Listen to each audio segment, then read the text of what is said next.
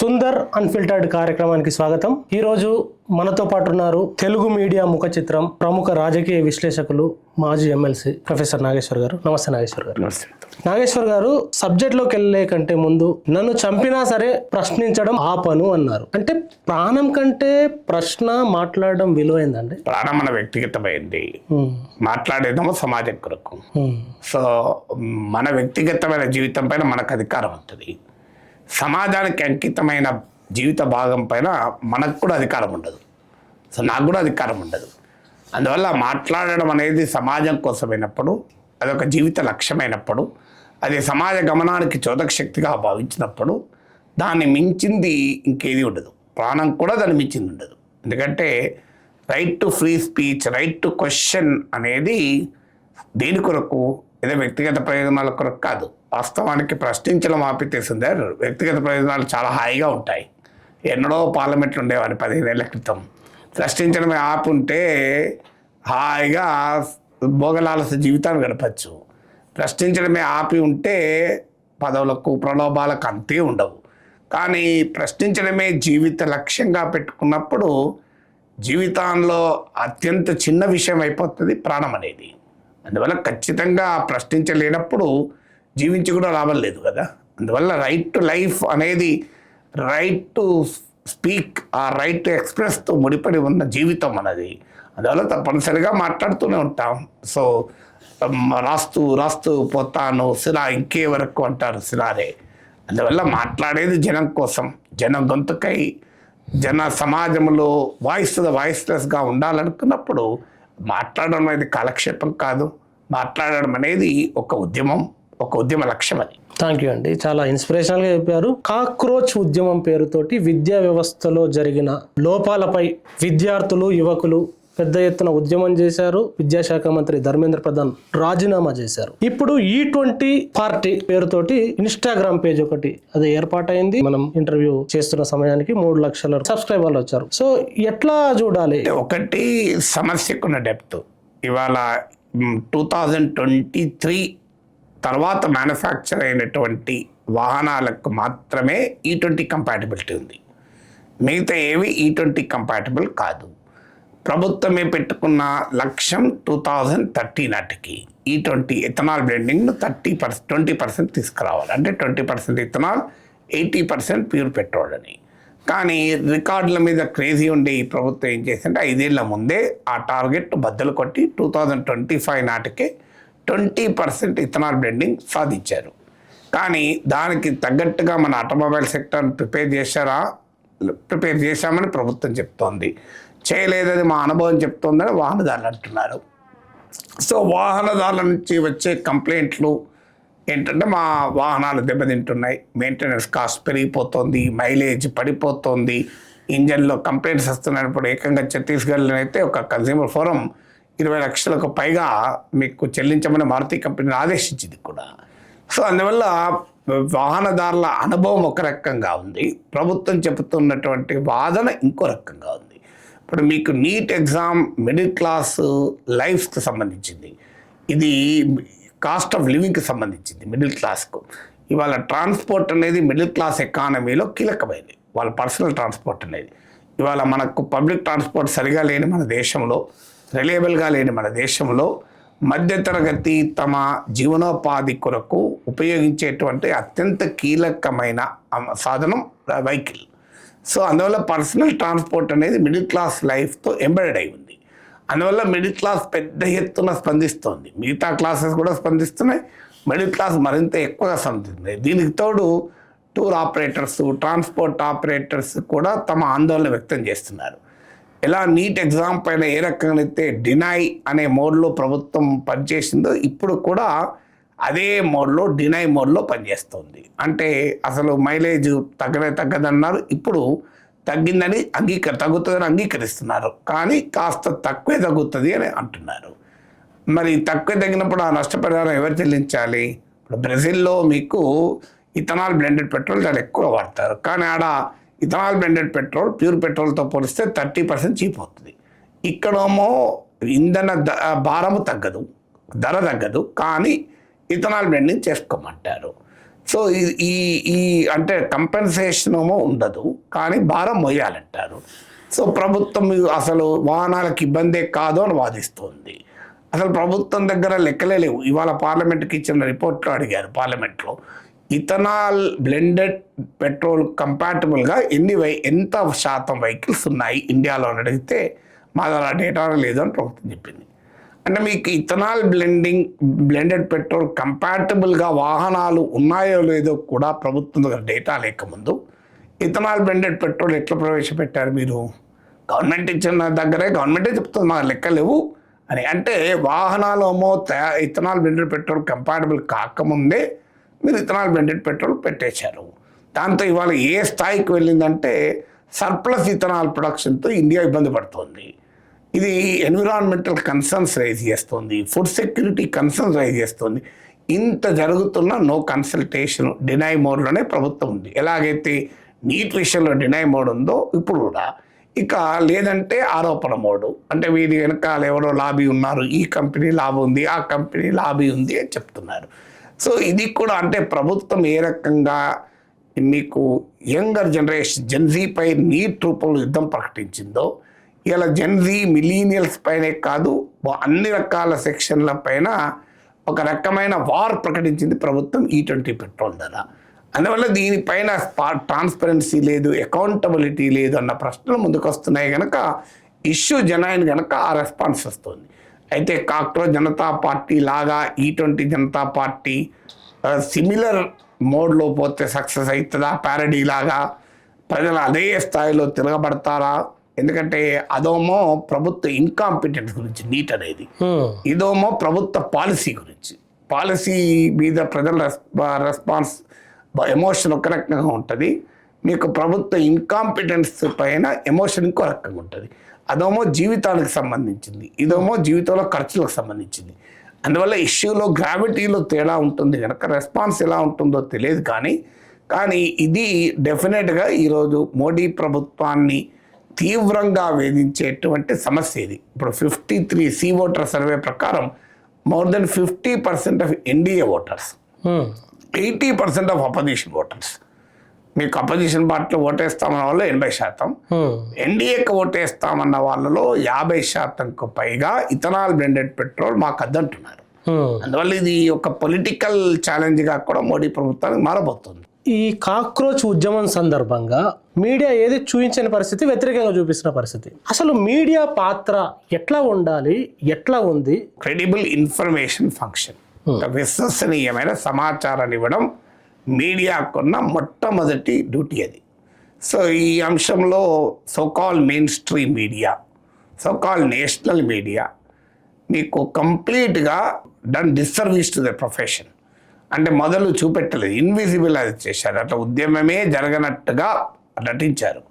కానీ ఎప్పుడైతే social media ఒక మీడియా స్పేస్ టెక్నాలజీ పుణ్యమాన్ని డెమోక్రటైజ్ అయినప్పుడు మీడియా స్పేస్లో ఆల్టర్నేటివ్ మీడియా ఎమర్జ్ అయింది కనుక ఈ టీవీ ఛానళ్ళ పత్రికల గుత్తాధిపత్యం ఇక లేదని గమనించాక రివర్స్ మొదలుపెట్టారు, అటాక్ మొదలుపెట్టారు. అంటే వీరే పోలీసులపైన దాడులు చేస్తున్నారు, అరాచక శక్తులు ఎంటర్ అయ్యాయి, సంఘ విద్రోహ శక్తులు ఎంటర్ అయ్యాయి అని పెద్ద ఎత్తున ప్రభుత్వ ఒక స్టెనోగ్రాఫర్ లాగా పనిచేయడం మొదలుపెట్టారు. సింప్లీ స్టెనోగ్రాఫర్ రోల్ ప్లే చేశారు. సో అది సెకండ్ లెవెల్లో. థర్డ్ లెవెల్లో ఏంటంటే ప్రభుత్వ స్పోక్స్ పర్సన్స్గా పనిచేశారు. మీకు ఎంత దుర్మార్గం అంటే టైమ్స్ నౌ ఛానల్ చూశాను నేను, అలా డిబేట్ పెట్టారు. ఏంటి డిబేటు? పోలీసుల ఎక్సర్సైజ్ పైన డిబేట్. ఆ డిబేట్లో ఎవరిని పిలిచారంటే చెప్తున్నాను, ఇంట్రొడ్యూస్ చేస్తూ, ఈ సోయన్స్ is Congress suspended spokesperson, ఈ సోయన్స్ cockroach Janata party suspended spokesperson. నాకు నా జర్నలిజంలో 40 ఏళ్ళ అనుభవం ఉంది. సస్పెండెడ్ స్పోక్స్ పర్సన్ అంటే ఒక హోదా ఉండదు. అంటే వాడికి వెతికి సస్పెండెడ్ స్పోక్స్ పర్సన్ పట్టుకొచ్చుకున్న టైమ్స్లో వాడికి ఏం చెప్పాలి చెప్పండి. సో నేను టైమ్స్లో చాలాసార్లు వచ్చాను. సస్పెండెడ్ స్పోక్స్ పర్సన్లతో పెట్టుకున్నారు. మరి బీజేపీ తరఫున కూడా ఒక సస్పెండెడ్ బీజేపీ లీడర్ని ఎందుకు పిలవరు? పిలుస్తారు ఎక్కడన్నా పొరపాటు కూడా. సస్పెండెడ్ బీజేపీ లీడర్ని పిలవరు, అక్కడ మాత్రం జాగ్రత్త పెడతారు. సో అంటే యాంకర్లే పార్టీ స్పోక్స్ పర్సన్లుగా పోయి సస్పెండెడ్ స్పోక్స్ పర్సన్ ఇంకా ఆశ్చర్యం వేస్తుంది. అందరూ పోరాటంలో ఉంటే ఎన్డీటీవీలో ఒక నీట్ టాపర్తో ఇంటర్వ్యూ, నేను పేపర్ లీక్ అయితే ఏముంది, నేను నిరసనకు ఎందుకు పోతాను, మరింత టైం దొరికిందని ప్రిపేర్ అవుతాను. అదే అండి, అంటే పేపర్ లీక్ ఇంకా కావాలని కోరుకుందామా? ఏం చెప్పదలుచుకున్నాం? మరి అదాని చేతిలో మీడియా ఉంటే ఇలాగే ఉంటుంది. అదాని చేతిలో మీడియా ఉంటే ఎన్డీటీవీకి ఏం కనబడుతుంది? పేపర్ లీక్ అనేది ఒక ఆపర్చునిటీ లాగా మనకు కనబడుతుంది. పేపర్ లీక్ వల్ల ప్రజలు క్రైసిస్ కనబడదు. సీతారామన్ కూడా అదే కామెంట్ చేశారండి, పేపర్ లీక్ అనేది జరగడం వల్ల పరీక్ష పోస్ట్పోన్ అయితే ఇంకా ప్రిపేర్ అయ్యి చదవచ్చు కదా అని కామెంట్ చేశారు. అలాంటప్పటికీ పేపర్ లీక్లు ప్రతిసారి చేస్తూ పోండి, చదువుకుంటూ పోతారు కదా. సో ఎలక్షన్ కూడా ఒక వెంటనే మళ్ళీ దాన్ని డిక్లేర్ చేసే ఎలక్షన్ రద్దయినట్టు మళ్ళీ ఎలక్షన్లకు ప్రిపేర్ అవుతారు కదా మీరు, మంచిదే కదా.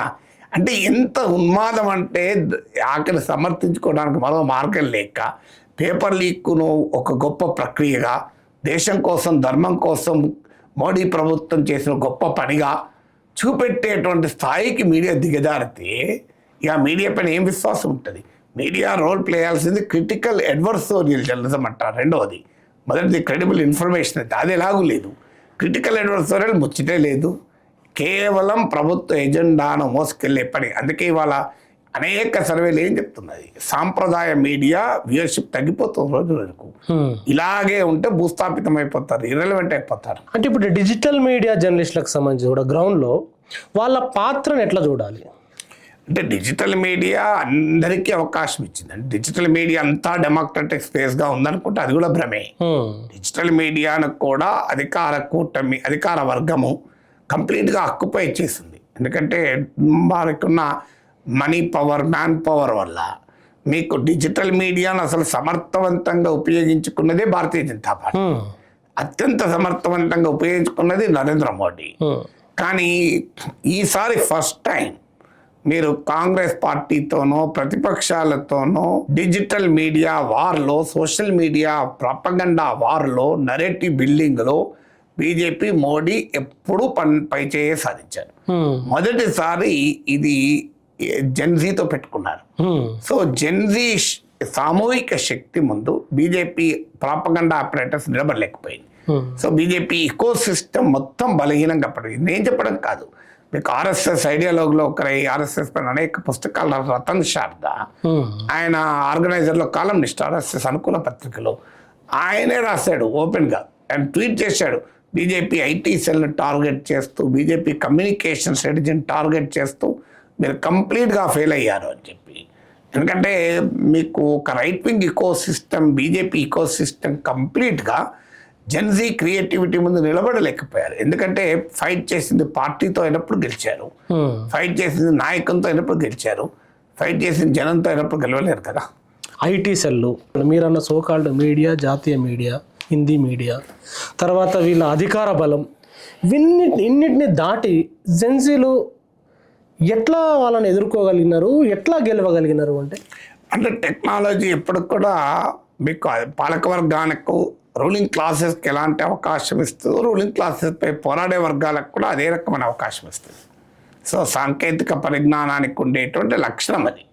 సో సాంకేతిక పరిజ్ఞానం ఇవాళ స్మార్ట్ ఫోన్ అనేది అధికారంలో ఉన్నవారికి ఆయుధమే, అధికారం పైన పోరాడే ప్రత్యామ్నాయ శక్తులకు కూడా ఆయుధమే.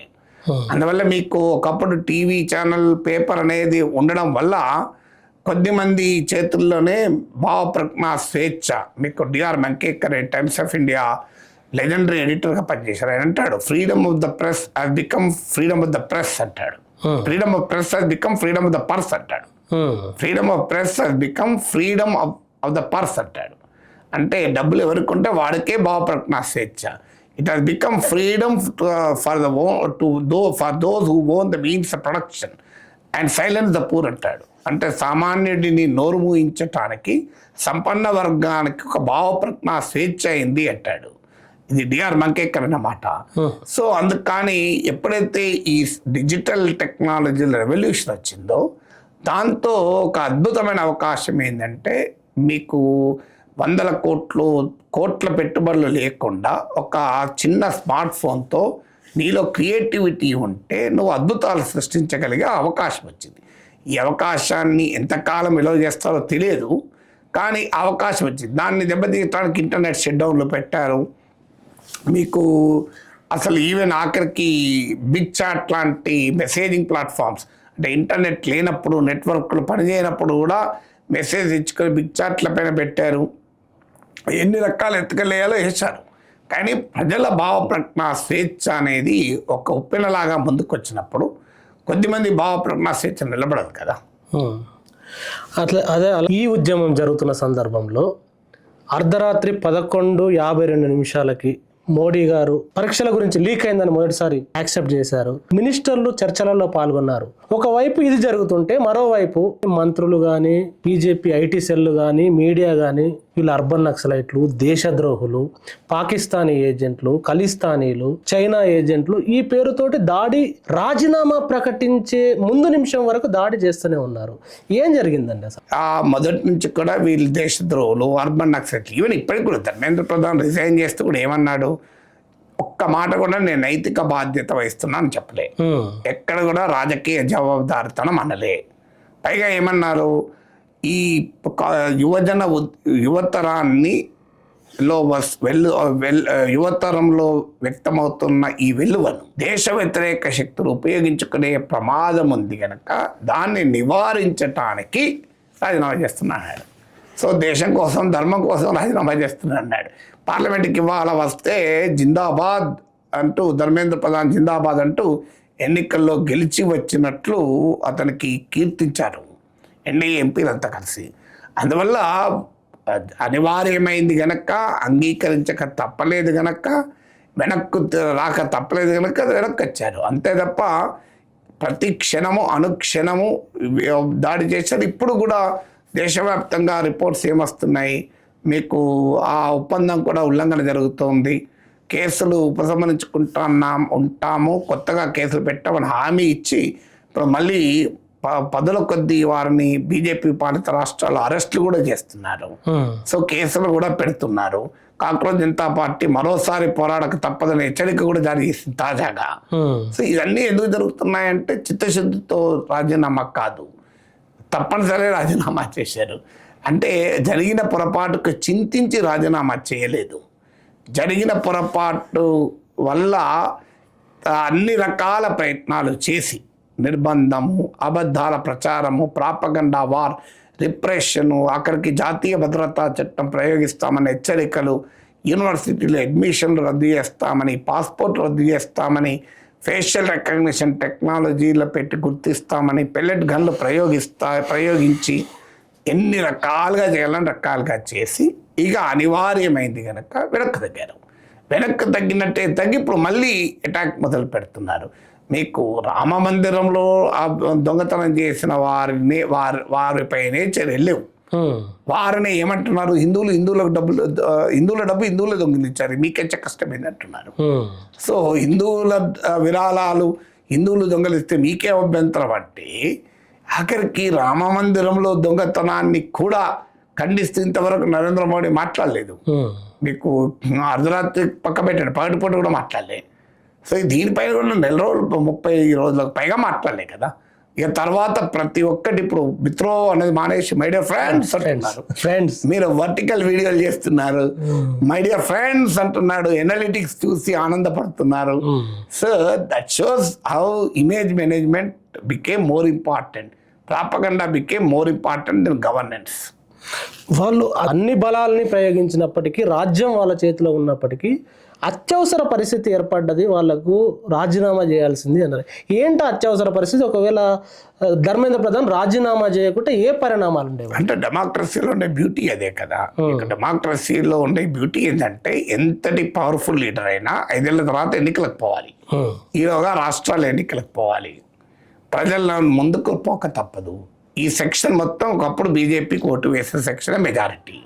ఎందుకంటే యంగ్ ఓటర్స్, మిడిల్ క్లాస్ ఓటర్సే ఇందులో ప్రధానంగా ఉన్నారు.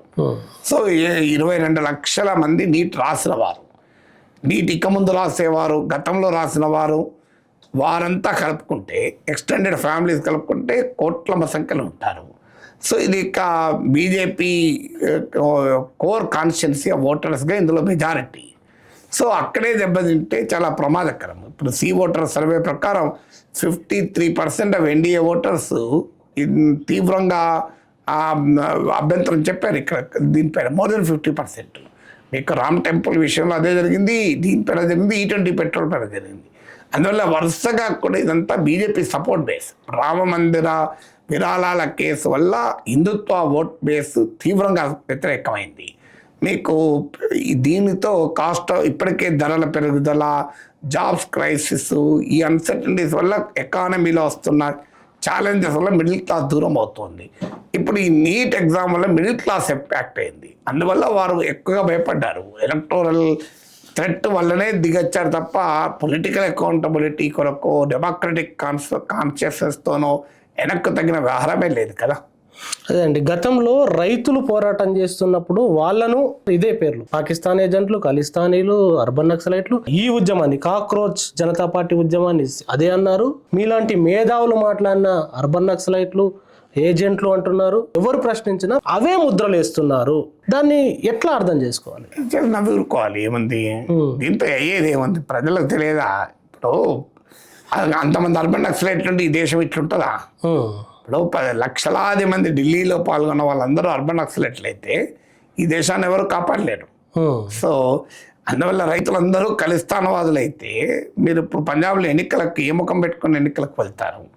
అంటే ఆ ఖలిస్తాన్ తీవ్రవాదుల ఓట్లే కావాలా? సో అందువల్ల ఇలా మై డియర్ ఫ్రెండ్స్ అని మోడీ సంబోధిస్తున్న వాళ్ళందరూ నక్సలైట్లు, తీవ్రవాదులు, పాకిస్తాన్ ఏజెంట్లు, దేశ వ్యతిరేక శక్తులు అయితే మరి వాళ్ళని మై డియర్ ఫ్రెండ్స్ అని మీరు ఎందుకు అంటున్నారు? అందువల్ల ఈ నరేటివ్ ఎంతకాలం నిలబడదు. You cannot fool everybody every time కదా. సో అంతకాలం జనం యాక్సెప్ట్ చేస్తారు. ప్రతి ఒక్కరిని పట్టుకుని దేశద్రోహి, ప్రతి ఒక్కరిని పాకిస్తాన్ ఏజెంటు, ప్రతి ఒక్కరిని చైనా ఏజెంటు అంటే ప్రజలు అంగీకరించరు కదా. సో అది ఆ నరేటివ్ ఫెయిల్ అయితేనే కదా ఇవాళ దిగి రావాల్సి తప్పలేదు. అంటే ప్రభుత్వాన్ని ప్రశ్నిస్తే దేశద్రోహియా, మోడీనో బీజేపీనో ప్రశ్నిస్తే హిందూ ద్రోహియా, ఎట్లా చూడాలి? అది సుప్రీంకోర్టే తీర్పులో చెప్పింది క్లియర్గా. Dissent is integral to democracy. ప్రభుత్వాన్ని వ్యతిరేకిస్తే దేశాన్ని వ్యతిరేకించడం కాదు అని. Anti government is not anti national అని ఇది సుప్రీంకోర్టే చెప్పింది. దేశము ప్రభుత్వము ఒకటి కాదు. దేశాన్ని వ్యతిరేకించడం కాదు ప్రభుత్వాన్ని వ్యతిరేకిస్తే. అంటే ప్రజాస్వామ్యంలో ప్రభుత్వాన్ని వ్యతిరేకించే హక్కు ప్రతి పౌరునికి ఉంటుంది. ప్రభుత్వాన్ని ప్రశ్నించే హక్కు ఉంటుంది. లేకపోతే ఎన్నికలు ఎందుకు పెడుతున్నారు 5 ఏళ్ళకి ఒకసారి? ఇప్పుడు ఉన్న ప్రభుత్వాన్ని ఓడించడం లేదా అంటే దేశద్రోహ చర్య అవుతుందా? ఉన్న ప్రభుత్వానికి వ్యతిరేకంగా ఓటు వేస్తున్నాం అంటే దేశద్రోహ చర్య కిందకి వస్తుందా? అది రాచరిక మైండ్ సెట్. అది రాచరిక మైండ్ సెట్ ఏంటంటే రాజుకు వ్యతిరేకంగా మాట్లాడడమే దేశద్రోహం. ఎందుకంటే అక్కడ రాజు, దేశము, దేవుడు ఒకటే. అందుకే మీకు రాజులందరికీ చంద్రవంశాలు, సూర్యవంశాలు ఉంటాయి, వేరే వంశము ఉండదు. ఎందుకంటే రాజు, దేవుడు, దేశం 3 ఒకటి. డెమోక్రసీలో 3 ఒకటి కాదు. మీకు దేశమే దేవుడు, దేవుడే మీకు రాజ్యం, ప్రభుత్వమే. సో ప్రజలు ఎన్నుకునే ప్రభుత్వము, ప్రజలు ఓట్లు వేస్తేనే ప్రభుత్వం అధికారం ఉంటుంది. ఓట్లు వేసే అధికారం ప్రజలకు ఉంది, ఓట్లు వేయకుండా దించే అధికారం కూడా ఉంది. ప్రశ్నించడం అనేది డెమోక్రసీలో ఒక భాగం. ప్రశ్నించడం వల్లనే కదా డెమోక్రసీ ముందుకెళ్ళేది. అదే అండి, సేమ్ ఇదే పాయింట్. బీజేపీని విమర్శిస్తే, మోడీని విమర్శిస్తే హిందూ మతాన్ని విమర్శించినట్టు హిందూ ద్రోహులు అంటున్నారు. అసలు హిందూ మతమే ప్రశ్నించమని నేర్పింది కదా. మీరు హిందూ ఆధ్యాత్మిక వాంగ్మయం చదివితే అర్థమవుతుంది. మీకు మహాభారతమే ఒక కుక్క పాండవుల వంశస్థులైన జనమేజయుని ప్రశ్నించడంతో మొదలవుతుంది. సో మహాభారతం ఎంత గొప్పగా చెప్పింది ప్రశ్న గురించి అంటే, ఒక కుక్క మీకు ఎంటైర్ భూమండలాన్ని పాలించే చక్రవర్తిని ప్రశ్నించడంతో మహాభారతం మొదలవుతుంది. అందువల్ల మహాభారత స్ఫూర్తి, హిందూ ధర్మ స్ఫూర్తి ఏంటంటే ప్రశ్నించాలి. ప్రశ్నించడం అనేది మీకు వేదవ్యాసుని శిష్యుల్లో ఒకతను వేదవ్యాసునే ప్రశ్నిస్తూ ఉంటాడు. సో ప్రశ్నించడం అనేది మీకు అదొక part of our spiritual literature, మన ఎపిక్ లిటరేచర్, మన పురాణాల ఆధ్యాత్మిక రచనల్లో మనకు అడుగడుగునా కనిపించేదే ప్రశ్నించడం అనేది. అందువల్ల దేన్ని ప్రశ్నించకుండా అంగీకరించకూడదు అని. సో అందువల్ల నిజమైన హిందూ ధర్మం తెలిస్తే ఆ ప్రశ్న ఉత్పన్నమే కాదు. అసలు ప్రశ్న గురించి, భారత రాజ్యాంగం గురించి సుప్రీంకోర్టును కూడా కోర్టు చేశారు.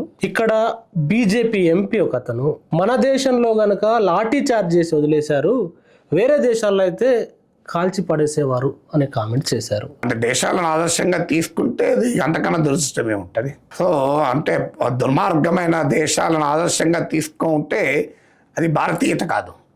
భారతీయత అనేది భారతదేశం ప్రపంచంలో ఉన్న మంచి ఆలోచనలు అన్ని వైపుల నుంచి రానివ్వండి అని ఉపనిషత్తులు చెప్పాయి, కానీ ఆ పనికిమాల దేశాల నుంచి ఆలోచనలు రమ్మని ఉపనిషత్తులు చెప్పలే. మీకు మంచి ఆలోచనలు అన్ని వైపుల నుంచి రానియండి అన్నారు, చెడు ఆలోచనలు అన్ని వైపులు రానియమని ఉపనిషత్తు చెప్పలే. అందువల్ల ఆయనకు మరి ఎందుకు చెడు ఆలోచనలు వస్తున్నాయో నాకు తెలియదు.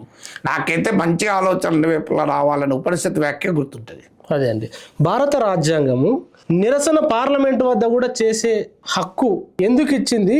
ఆ ఎంపీ కోట్ చేసినట్టు మిగతా రాజ్యాలు కాల్ చేసే దానికి సంబంధించిన అంశాలు కూడా మాట్లాడినప్పుడు ఎందుకు ఆ బ్యూటీ భారత రాజ్యాంగంలో ఉంది?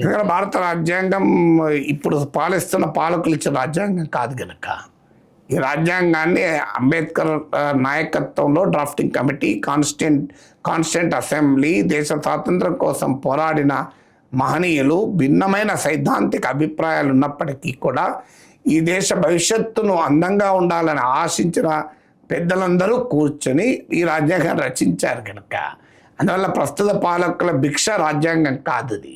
వాస్తవంగా ప్రస్తుతం పాలించేవారు ఈ రాజ్యాంగాల్లోని అనేక అంశాలను వ్యతిరేకించారు కూడా, రాజ్యాంగాన్ని డిజోన్ చేసుకున్నారు కూడా. ఇది అసలు ఈ రాజ్యాంగం మనకు అవసరం లేదు అన్నారు కూడా. అలాంటి రాజ్యాంగము అనేది భారతదేశం ఒక ప్రజాస్వామిక దేశం గనక మనం ఒక ప్రజాస్వామిక వ్యవస్థను కోరుకున్నాం గనక మిలిటరీ నియంత్రణలో, మతరాజ్యాలు, రాచరిక సామ్రాజ్యాల లాగా మనం ఉండదలుచుకోలేదు. మనం ఒక ఆధునిక నాగరిక ప్రజాస్వామ్యాన్ని ఆశించాము, కోరుకున్నాము. దేశ ప్రజల స్వాతంత్రోద్యమంలో అందుకొరకు పోరాడారు. ఎవరు ఏ రాచరిక నిరంకుశ పాలన కొరకు పోరాడలేదు కనుక స్వేచ్ఛ అనేది భారతీయుల డిఎన్ఏలోనే ఉంది. స్వేచ్ఛ కొరకు భారతదేశం తప్పించింది. అందుకే ఎమర్జెన్సీ లాంటి చీకటి రోజుల్లో కూడా ఛేదించి భారతదేశం తన ప్రజాస్వామ్యాన్ని కాపాడుకుంది. అందువల్ల అప్రకటిత ఎమర్జెన్సీ విధించాలని ఎవరు అనుకున్నా దాన్ని అంగీకరించే సమాజం కాదు భారతీయ సమాజం. ఆన్లైన్లో స్టార్ట్ అయిన ఉద్యమం, ఆన్లైన్ ఫస్ట్, కేంద్ర మంత్రిని దించగలిగింది. ఇప్పుడు ఆఫ్లైన్ ఉద్యమాలు, గతంలో జరిగిన విద్యార్థి ఉద్యమాలు, ఈ ఉద్యమం నుంచి ఏ అంశాలు నేర్చుకోవాలి? అంటే ఒక ఆలోచన ప్రజల్ని ఆవహిస్తే అది భౌతిక శక్తిగా మారుతుంది అంటాడు ఒక తత్వవేత్త. If an idea grips the mind it becomes the material force అని. ఇలా సోషల్ మీడియా, ఆన్లైన్ అనేది ఒక ఐడియాను ప్రజల్ని గ్రిప్ చేయడానికి, అంటే ఒక ఆలోచన ప్రజల్ని ఆవహింపజేయడానికి ఆన్లైన్ మీడియా పెద్ద ఎత్తున ఉపయోగపడింది. కానీ ఇదేదో ఆన్లైన్లోనే క్రియేట్ అయినటువంటి నరేటివ్ కాదు. ఇది ప్రజల నిత్య జీవిత అనుభవం. పేపర్ లీక్స్, దానివల్ల పొలిటికల్ అకౌంటబిలిటీ లేకపోవడం, బాధ్యత తీసుకోవడానికి అధికారం ఉన్నవాళ్ళు సిద్ధపడకపోవడం, మిస్గవర్నెన్స్, ఎకనామిక్ క్రైసిస్, వీటి క్యూములేటివ్ ఎఫెక్ట్ ఏంటంటే ప్రజలు తీవ్రమైన అసంతృప్తితో ఉన్నారు. ఆ తీవ్రమైన అసంతృప్తికి ఒక వ్యక్తీకరణ మాత్రమే ఈ ఉద్యమం. సో ఈ ఉద్యమమే క్రియేట్ చేయలేదు అసంతృప్తిని. ఉన్న అసంతృప్తిని ఒక ఛానలైజ్ చేసి, ఎనర్జైజ్ చేసి, దానికో సృజనాత్మక రూపాన్నిచ్చి, రాజకీయ ఎజెండాలకు అతీతంగా ఒక ప్రజల ఎజెండా రూపంలో ముందుకు రావడం వల్ల యువతరానికి కూడా కాన్ఫిడెన్స్ ఇచ్చింది. ఏదో ఒక పార్టీ రాజకీయ ప్రయోజనాల కొరకు కాదు, ఇది మన అందరి ప్రయోజనాల కొరకు అన్న విశ్వాసం కల్పించింది. ఏ నాయకుని అవసరాల కొరకు కాదు ఈ ఉద్యమం, దీనికి నాయకుడే లేని ఉద్యమం అని. అందువల్ల ఆ ఆలోచన ప్రజల్ని ఆవహింపజేయడంలో ఆన్లైన్ మాధ్యమాలు ఉపయోగపడ్డాయి. ఈ ప్రజల్లో ఉండేటువంటి అసంతృప్తి ఉద్యమానికి ఒక ఉత్తేజాన్ని ఇచ్చింది. ఈ నాయకుడు లేని అని మీరు ప్రస్తావించారు. నాయకుడు లేని ఉద్యమం బలమా, బలహీనతనా జెన్జీ ఉద్యమానికి? అంటే ఎప్పుడు కూడా స్పాంటేనియస్ ఉద్యమాలకు వెంటనే నాయకులు ఉండరు.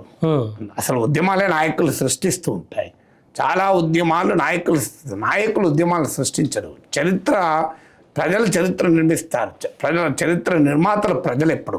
అందువల్ల ఉద్యమాల నుంచి నాయకులు పుడతారు. స్వాతంత్రోద్యమం అనేక మంది గొప్ప నాయకులు సృష్టించింది. ఎమర్జెన్సీ వ్యతిరేక ఉద్యమం అనేక మంది గొప్ప నాయకులు సృష్టించింది. ఈరోజు దేశాన్ని పాలించే చాలామంది నాయకులు కూడా ఆ ఎమర్జెన్సీ వ్యతిరేక ఉద్యమం నుంచి వచ్చిన వాళ్ళే. ప్రతి ఉద్యమము నాయకత్వాన్ని క్రియేట్ చేస్తూ ఉంటుంది. అందువల్ల నాయకులే ఉద్యమాన్ని సృష్టిస్తారనుకుంటే పొరపాటు. సో అందువల్ల నాయకత్వం ఉద్యమాల నుంచి వస్తుంది. ఉద్యమాలు నాయకత్వాన్ని సృష్టిస్తుంది. ఆ నాయకత్వ ఉద్యమాన్ని బలోపేతం చేస్తుంది. ఇది ఒక డైలెక్ట్రికల్ ప్రాసెస్. అంటే ఉద్యమాలు నాయకులు సృష్టిస్తే నాయకులు ఉద్యమాన్ని సంఘటితం చేస్తుంటారు. సో ఈ డైలెక్ట్రికల్ ప్రాసెస్లో మీకు ఈ స్పాంటేనియస్ ఉద్యమాలకు ఎప్పుడు కూడా ఒక నాయకుడే ఉండడు. ప్రజల్లో స్పాంటేనియస్గా వెళ్ళవకైనా అసంతృప్తి. ఇది ఎలా స్టార్ట్ అయింది? సుప్రీంకోర్టు చీఫ్ జస్టిస్ ఒక మాట అనడంతో మొదలైంది. సో అదొక ఎమోషనల్ బ్యాక్ క్లాస్తో మొదలైంది. కానీ ఎమోషన్ రియాలిటీ పైన ఆధారపడి ఉంది కనుక ఆ రియాలిటీ ఎమోషన్కి స్ట్రెంత్ ఇచ్చింది. అందువల్ల నాయకత్వం ఎమర్జ్ అవుతుంది. ప్రతిసారి నాయకుడు పిలిపిస్తేనే ఉద్యమం జరగాలనేది లేదు కదా. ఇట్లా ఆన్లైన్ జెన్జీ ఉద్యమము జెన్జీని సోషల్ మీడియా నడిపించిందా, సోషల్ మీడియాను జెన్జీ నడిపించిందండి? రెండు కూడా మ్యూచువల్లీ రెయిన్ఫోర్స్ అవుతాయి. ఎప్పుడు కూడా మనకు ఆల్గరిథమ్స్ అంటే ఏంటి? ప్రజలు దేన్నైతే చూస్తున్నారో, ప్రజలు ఎక్కడైతే స్పందిస్తున్నారో దాన్ని మరింత ప్రజలకు తీసుకెళ్ళడమే ఆల్గరిథం పని. సో ప్రజలు స్పందిస్తున్న దాన్ని ప్రజలకు తీసుకెళ్తుంది, కానీ అల్టిమేట్గా ప్రజలు స్పందించాలి కదా. సో ఆల్గరిథం ఏం చేయగలుగుతుంది? దాన్ని స్ప్రెడ్ చేయగలుగుతుంది. సో అందువల్ల ప్రజలు పెద్ద ఎత్తున ప్రజలు కంటెంట్ జనరేట్ అవుతూనే ఉంది, కంటెంట్ షేర్ అవుతూనే ఉంది. ప్రజల్లో ఉండేటువంటి ఆ ఆసక్తి ఆటోమేటిక్గా ఆల్గరిథం కూడా ఫెయిల్ చేస్తుంది. నేను ఎప్పటికీ అంటుంటాను, ఆల్గరిథమ్స్ను క్రియేటర్ ఫాలో కాకూడదు. నేను నమ్మేది ఏంటంటే, నేను ఎప్పుడు ఆల్గరిథం ఆధారంగా మాట్లాడాను, కంటెంట్ క్రియేట్ చేయను. నా కంటెంట్ను ఆల్గరిథమే ఫాలో కావాలంట. ఈ కంటెంట్లో బలం ఉంటే ఆల్గరిథమే నీ వెనకాల రాక తప్పదు కదా. నేను ఒక వీడియో పెడతాను, 10,000 మంది చూశారంటే ఆల్గరిథం ఏం చేస్తుంది? చచ్చుకుంటా నా వెనకాల రావాల్సిందే కదా. సో ఆల్గరిథం వెనకాల ఫాలో కావడం అనేది పబ్లిసిటీ కోరుకునేవారు, మార్కెటింగ్ కోరుకునేవారు, కమర్షియల్ ప్రయోజనం కోరుకునేవారు.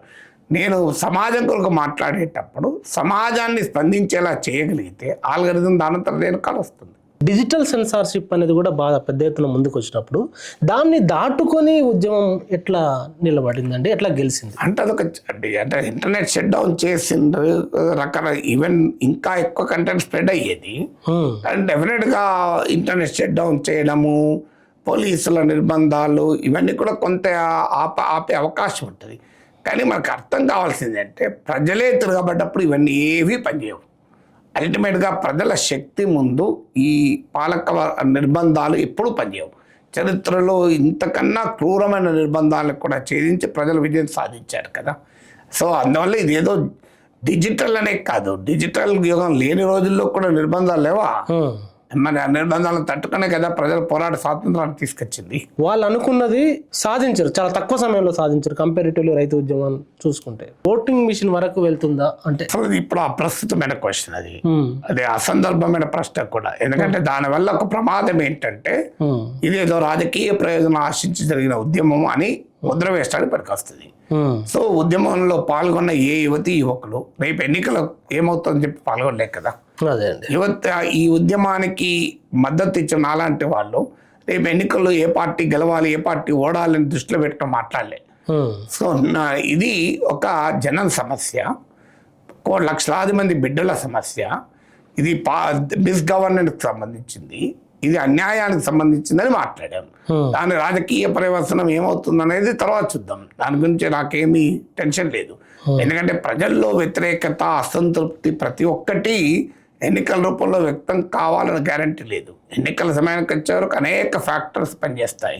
మనందరూ తెలుసు, ఎన్నికలు కేవలం ప్రజల భావావేశాల ఆధారంగా ఎన్నికలు జరగవు.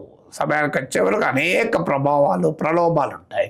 అందువల్ల that is not a big issue at all. ఎన్నికలు ఎవరు గెలిస్తే నాకేంటి, ఎవరు ఓడితే నాకేంటి, ఏ రాయితే తలకాపల కట్టుకోవడానికి, ఎవరు ప్రభుత్వంలో ఉన్నా ప్రశ్నిస్తూనే ఉంటాను. అందువల్ల ఇలా ప్రశ్నించే వారికి ఉద్యమం శక్తినిచ్చింది. ప్రశ్నించడం ద్వారా ప్రభుత్వాలను ప్రభుత్వ వైఖరులను మార్చవచ్చు, ప్రభుత్వ విధానాలను చేంజ్ చేయొచ్చు, తప్పు చేసిన వాడిని శిక్షించవచ్చని ఉద్యమం నిరూపించింది.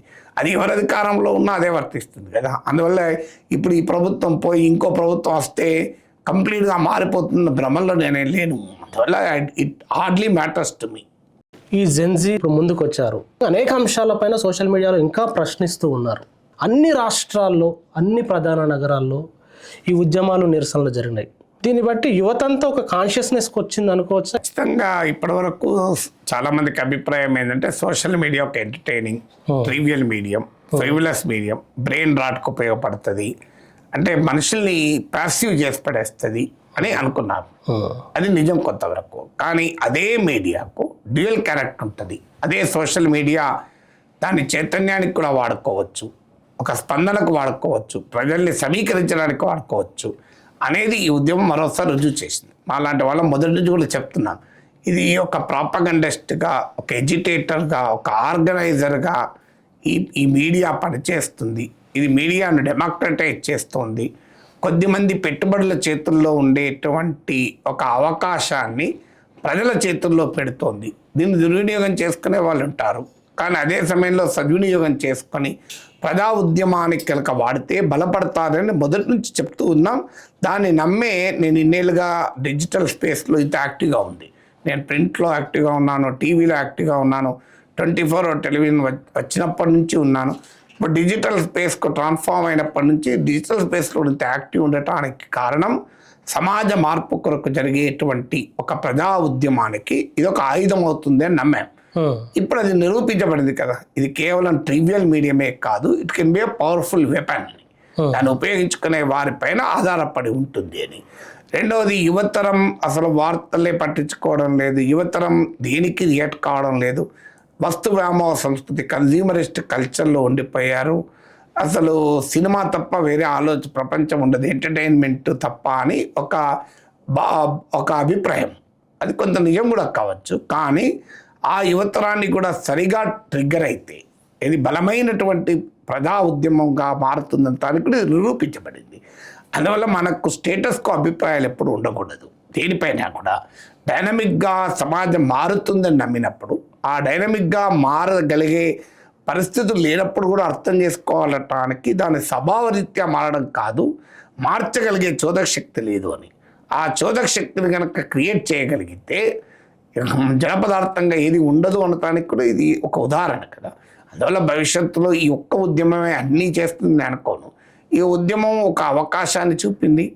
ప్రభుత్వాన్ని, ఇంత బలమైన ప్రభుత్వాన్ని కూడా ఎలక్టోరల్గా డామినెంట్గా ఉండి 70% భారత ప్రజల్ని పాలించేటువంటి ఒక రాజకీయ పార్టీ, నరేంద్ర మోడీ లాంటి ఒక స్ట్రాంగ్ మ్యాన్ లీడర్ను దించగలిగింది. అంటే గద్దె దించడం అని కాదు, తన పొజిషన్ నుంచి కిందికి దించగలిగింది. అంటే ధర్మేంద్ర ప్రధాన్ ఒక విద్యామంత్రి రాజీనామా సింబాలిక్ కాదు, ఒక స్ట్రాంగ్ మ్యాన్ దిగిరాక తప్పలేదు అనేది ఇందులో కీలకమైంది. అంటే ప్రజలు పోరాడితే సమస్యలు పరిష్కరించుకోవచ్చు, ప్రజలు పోరాడితే ప్రభుత్వాలని ఒప్పించవచ్చు అనటానికి ఇది ఒక అవకాశం. దీన్ని భవిష్యత్తులో కూడా అన్ని సందర్భాల్లో అందరు ప్రజలు ఉపయోగించుకోవాలని కోరుకుందాం. చివరిగా ఈ రాజకీయ పార్టీలు ఈ ఉద్యమం ద్వారా ఏం నేర్చుకోవాలి? సాంప్రదాయ రాజకీయ పార్టీలు నేర్చుకుంటారు ప్రజల్ని తమకు బానిసలుగా ఎలా ఉంచుకోవాలి, యువతరాన్ని తమ జెండాలు మోసేవారిగా ఎలా చేసుకోవాలి, తమకు ఓటు బ్యాంకులుగా ఎలా మార్చుకోవాలి,